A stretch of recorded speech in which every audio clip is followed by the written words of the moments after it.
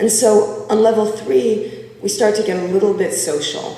And level 3 experiences are ones where you're having an interactive experience, but it's somewhat networked. And so the most obvious example of this is a voting exhibit. So if you have an exhibit where I go up and I vote on, should girls be allowed to wear hijab to school, and I say yes, and then it shows me, great, you said yes, and 85 visitors so far today said yes, and 64 said no.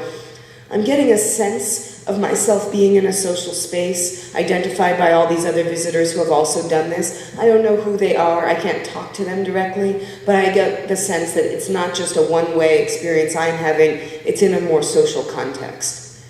And then the participatory experiences I'm really interested on are on level 4, which is taking it to the next level. Well, let's watch these blue lines go up again.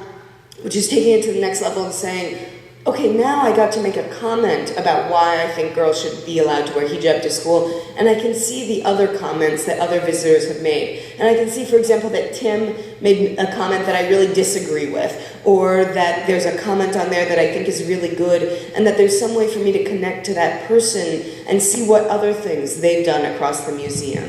And so, for example, there are some museums experimenting with recommendation engines for tours. If you like this, you'll like that. And those kinds of experiences are based on the idea that using this network of what different visitors are doing in the museum, you can get a better personalized experience, and you can get a closer sense of the other visitors with whom you might want to connect.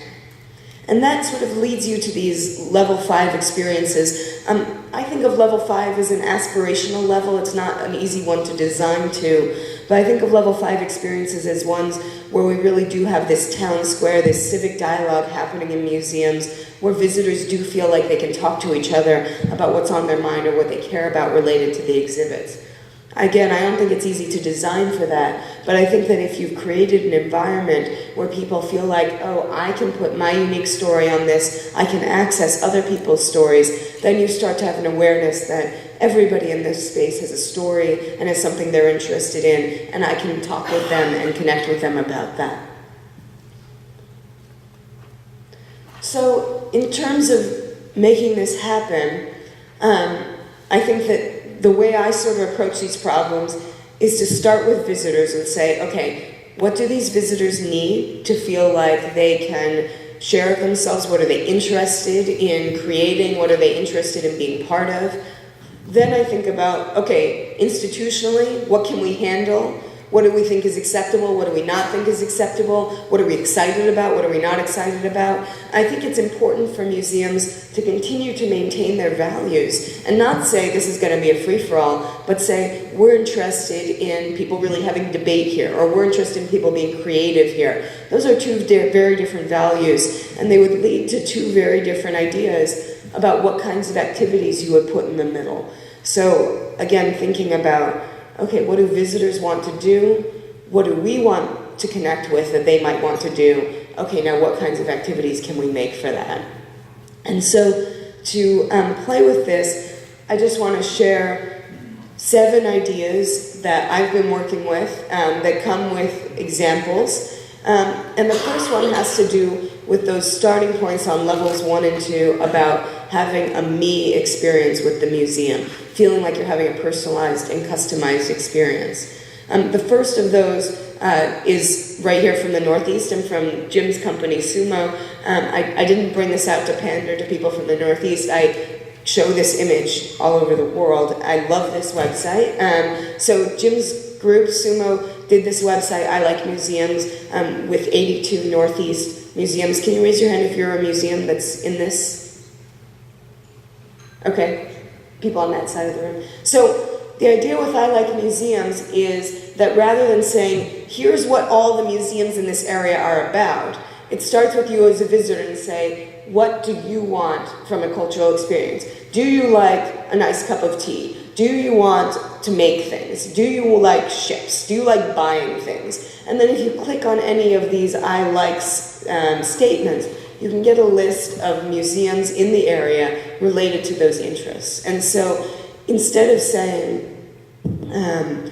you need to come to this museum because here's what we're about. It's saying you can come in here for any reason that's most important to you. And I doubt that any museum, for example, would put on the front of its homepage, this is a great place to get a cup of tea, but we all know that there are great museums that have great cafes. There are museums that have really contemplative areas. There are museums where you can let your kids run around, and different people have different interests coming to a museum in this way.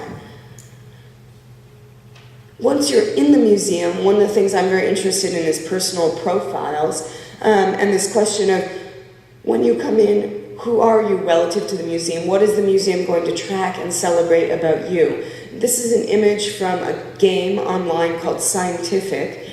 It's a science dialogue experience, and there are two parts to your profile on Scientific. The first part is self-defined. I got to pick my username, I got to pick the image associated with me, my occupation, my location, and my affiliation. But then the rest of this profile is what you call a you are what you do profile. It's a profile that shows me who are you based on the things you've done on this site. Scientific is a game where you can make arguments about scientific provocations, and you can make dark arguments, things you think are terrible for the future, positive arguments, things you think will be great. You can help build on other people's ideas in momentum. You can argue with people in antagonism, these kinds of things. And so you can see these are just the kinds of cards I've played in this space, and it's giving me a profile of who I am. And you can see at the bottom it says, are you stronger in some areas than others?